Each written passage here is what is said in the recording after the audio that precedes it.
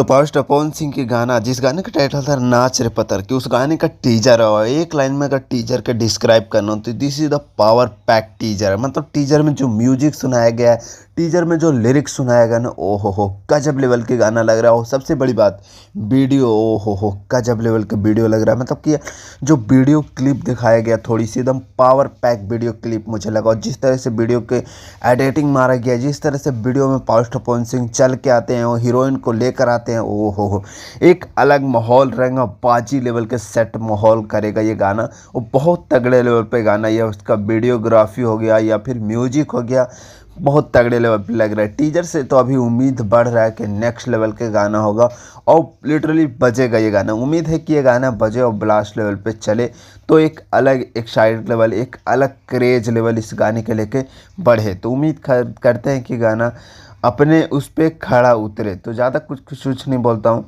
Channel subscribe कर लो, video share कर लो दोस्तों। तो ज़्यादा कुछ नहीं बोलता हूँ। Love you, bye. मिलता हूँ नेक्स्ट अपडेट पे। पावर पवन सिंह का फैन सब्सक्राइब करो।